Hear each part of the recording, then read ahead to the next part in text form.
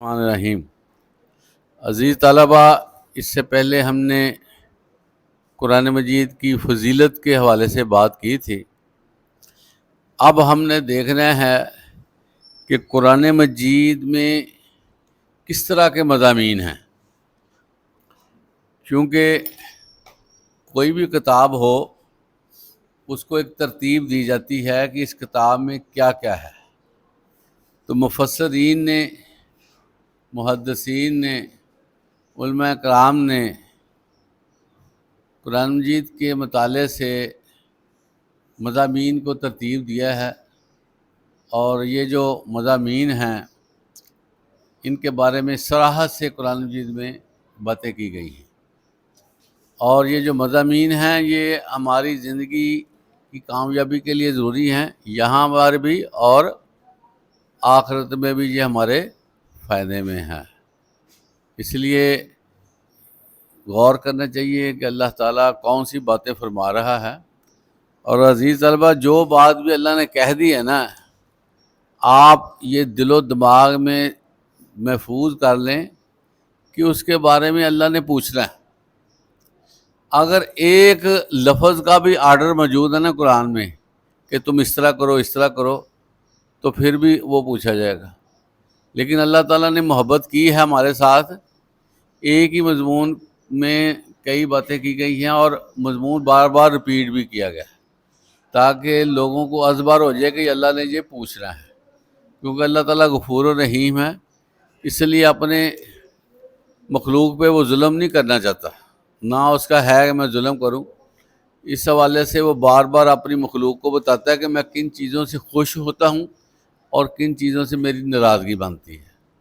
اب یہ ہمارے اوپر ہے کہ ہم جو ہے اللہ کو ناراض کرنا چاہتے ہیں یا اللہ کو راضی، کیونکہ اللہ تعالیٰ نے جو بال ہے نا وہ ہمارے اینڈ پہ رکھی ہے کہ تم کوشش کر لو، میں نے تمہیں عقل دے دی ہے، فہم دے دیا ہے، تمہیں عمر دے دی ہے، وقت دیا ہے، وسائل دیے ہیں، سوچ دی ہے، اور تمہارے اندر صلاحیت رکھی گئی ہے، تو تم کوشش کر لو۔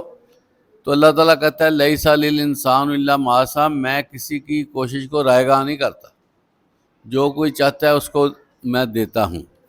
تو اس لیے ہمیں کوشش کرنی چاہیے کہ ہم اللہ کے بتائے ہوئے راستے پہ چلیں، تاکہ اللہ تعالیٰ ہمیں قیامت کے دن کامیابی سے نوازے۔ اب ہم عزیز طلبہ بات کرتے ہیں قرآن مجید کے مضامین کے حوالے سے۔ اس میں سب سے پہلے جو بات اللہ تعالیٰ نے کی ہے وہ ہے عقائد پر مبنی گفتگو۔ عقائد عقیدے کی جمع ہے، اور عقیدہ کیا ہوتا ہے عزیز طلبہ؟ یہ اپنے دل و دماغ میں گرہ باندھنی ہوتی ہے، اپنے اندر فیصلہ کرنا ہوتا ہے، اس کو کہتے ہیں عقیدہ۔ ہر بندہ جو پیدا ہوتا ہے اس کو اس کے والدین، اس کے آباء و اجداد کچھ نہ کچھ دیتے ہیں، اور جن کو مان کر وہ چلتا ہے وہ اس کا عقیدہ ہے۔ لیکن اسلام میں جو عقائد ہیں نا وہ عام جو دوسرے مذاہب ہیں ان سے مختلف ہے۔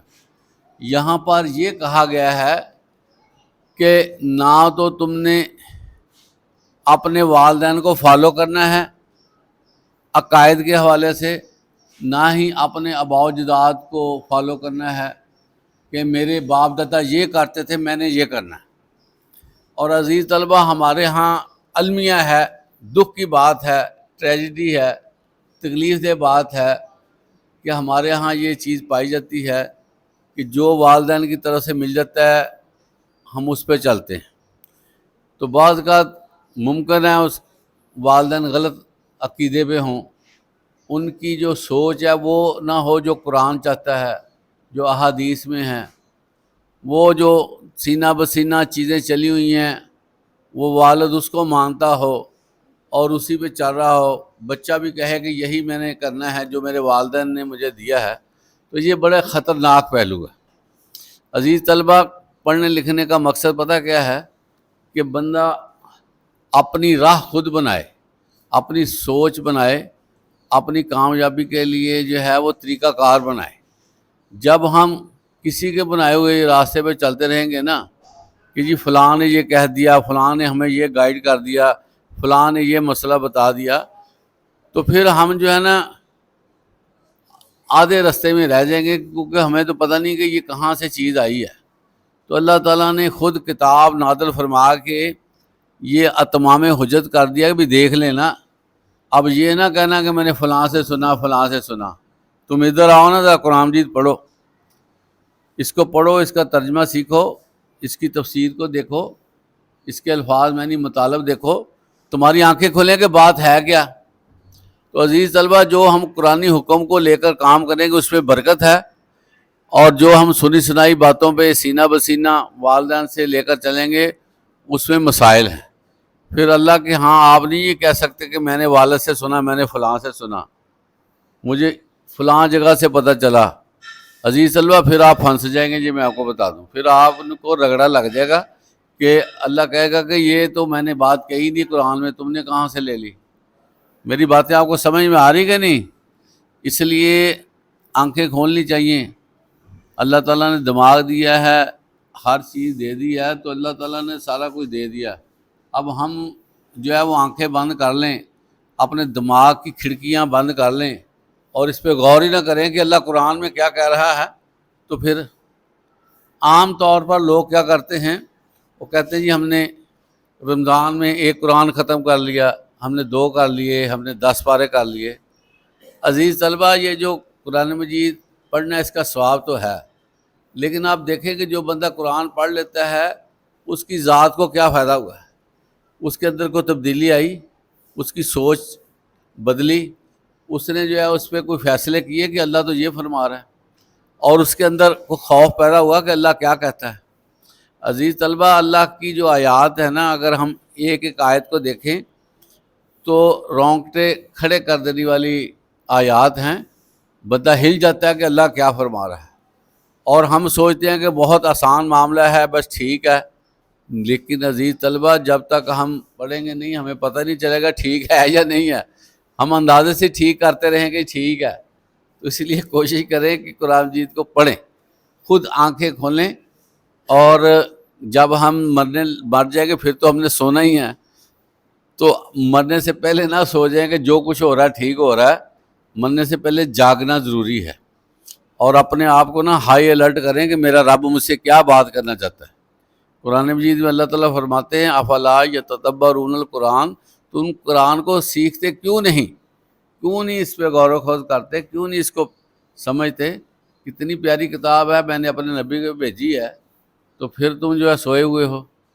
اس حوالے سے نا میں آپ کو یہ کہنا چاہتا ہوں کہ آپ جو ہے نا اپنے طور پر روزانہ تھوڑا تھوڑا مطالعہ کریں، تاکہ جو ہے نا وہ قرآن کا حق ادا ہو سکے۔ بندہ 3-4 لائنیں بھی شروع کر دے نا تو سال میں کتنا ہو جائے گا بتائیں۔ پھر جب بندہ 2-3-4 لائنیں پڑھے گا نا، اس کو پھر الفاظ معنی کا پتہ چلتا جائے گا، آگے اس کے لیے آسانی ہوتی ہے۔ 4 پارے ہیں نا، 4 پارے بندے کو تھوڑا سا مشکل لگتے ہیں۔ 4 پاروں میں جو الفاظ آتے ہیں نا، وہ دوبارہ اسی آگے الفاظ آتے رہتے ہیں۔ تو سارے قرآن مجید کے الفاظ ہیں نا، وہ ایک کے بعد دوسرا، دوسرے کے بعد تیسرا دوبارہ سے آ جاتے ہیں، اس لیے اس کو سیکھنا مشکل نہیں ہے۔ تو یہاں پر سب سے پہلے اللہ تعالیٰ نے عقائد کے حوالے سے بات کی ہے، تو آپ کو پتہ ہے کہ قرآن مجید میں جو عقیدہ توحید ہے نا، اس کا بار بار ذکر کیا گیا ہے، اور اللہ کے نبی آپ صلی اللہ علیہ وسلم 13 سال مکہ میں رہیں، پتہ ہی ہے نا آپ کو، وہاں پر کیا باتیں ہوتی رہی ہیں۔ اس لیے میں کہتا ہوں کہ علم حاصل کریں، آپ کو پتہ چلے، آپ کی آنکھیں کھلیں۔ تو 13 سال مکہ میں پتہ کیا بات ہوئی ہے؟ آپ فرماتے تھے قولوا لا الہ الا اللہ تفلحوا، اے لوگو کلمہ پڑھ لو، کلمہ توحید، کوئی معبود نہیں سوائے اللہ کے، تم کامیاب ہو جاؤ گے۔ ایک ہی بات کہی ہے، وہاں پر لوگوں کو ادھر ادھر نماز روزے دوسری چیزوں کی طرف نہیں رکھا گیا، آ جا کے یہی بات تھی کہ کلمہ پڑھ لو، کلمہ پڑھ لو۔ آج بھی عزیز طلبہ، جو بندہ صدق سے کلمہ پڑھ لیتا ہے نا، اس کی کامیابی یقینی ہے، اس کو لازمی طور پر جنت ملنی ہے۔ لیکن اس میں ایک مسئلہ ضرور ہے کہ جو بندہ کلمہ پڑھنے کے بعد گناہ کرتا رہے گا اور معافی بھی نہیں مانگے گا، نمازیں چھوڑتا رہا ہوگا، تو اس کو سزا تو پھر ملنی ہی ہے نا. تو جہنم کی سزا تو بڑی سخت ہے. اس لیے جو ہے نا موقع ہی نہ دیں اللہ کو کہ ہمیں سزا دے. ہم کام کرتے رہیں، اچھے نمازیں پڑھتے رہیں، اپنے آپ کو مثبت رکھیں، پازیٹیو رکھیں، اچھی سوچ بنائیں، گناہوں سے بچتے رہیں، تو قیامت کے دن ہمیں ذلالت نہیں ملے گی، نہ ہمیں جہنم کا سامنا کرنا پڑے گا. تو یہ دنیا داروں نے یہ بنا لیا یار یہ دنیا ہے، اس کو ابھی انجوائے کر لو، یہ دنیا ہے اس کو دیکھ لو، ایسے کر لو. عزیز طلبہ، یہ جو دنیا نا جھٹکے میں ختم ہو جانی ہے. جو مر گیا اس کے لیے قیامت آ جاتی ہے. اس لیے آپ لوگ جو ہیں وہ ابھی میچورٹی آپ کی شروع ہو گئی ہے. اب آپ نے یہ نہیں کہنا میں بچہ ہوں، ابھی چھوٹا ہوں، ٹھہر والا معاملہ ختم ہو گیا. ہاں باقی آپ کو ہر چیز کا پتہ چل گیا، اب ٹھہرنا کس چیز کا. تو پہلا قرآن مجید میں بات آئی ہے عقیدہ توحید، اللہ کو وحدہ لا شریک ماننا، کوئی شریک نہیں اللہ کے. آپ کو پتہ ہے اللہ کیا ہے؟ اللہ جو ہے وہ خالق ہے، اللہ ہے مالک، اللہ ہے رازق، اللہ جو ہے کریٹر ہے ساری کائنات کا، اسی نے ساری بنائی ہے. اللہ نور السماوات والارض، اللہ ہی روشنی ہے جو پوری کائنات کو روشن کرتی ہے. اس لیے جو ہے وہ ہمیں نا یہ ذہن میں رکھنا چاہیے. اور جو قدرتیں اللہ کی، اس پہ غور کرتے رہنا چاہیے. اللہ کی یاد کیسے آتی ہے؟ جب آپ اپنے آپ کو دیکھیں، کسی پرندے کو دیکھیں، کسی درخت کو دیکھیں، درختوں کے پتوں کو دیکھیں، کسی جانور کو دیکھیں، آسمان کی طرف دیکھیں، سورج کو دیکھیں، چاند کو دیکھیں، سب کو دیکھیں گے اللہ یاد آئے گا کہ یہ اللہ نے بنایا ہوا ہے. سبزیات کو دیکھیں، پھلوں کو دیکھیں، رنگوں کو دیکھیں، جو پھولوں میں رنگ بھرتا ہے اللہ تعالیٰ. تو یہ ساری چیزیں کیا ہیں؟ یہ اللہ کی نعمتیں ہیں، جس سے جو ہے اللہ کی وحدہ لا شریک اللہ ہونا نظر آتا ہے کہ یہ اللہ نے بنایا ہوا ہے سارا کچھ. اللہ ہی مالک ہے، اللہ ہی رازق ہے، اللہ ہی دینے والا ہے، اللہ ہی ہر معاملے کو چلانے والا ہے. تو اسی کو عقیدہ توحید کہتے ہیں کہ اللہ کو ہر حوالے سے پورا پکا مان لینا. یہ کیا ہے؟ عقیدہ توحید. تو اللہ تعالیٰ ہمیں اس پہ عمل کرنے کی توفیق عطا فرمائے. تو باقی انشاءاللہ عقائد کے حوالے سے کل بات ہوگی. وآخر دعوانا الحمدللہ رب العالمین.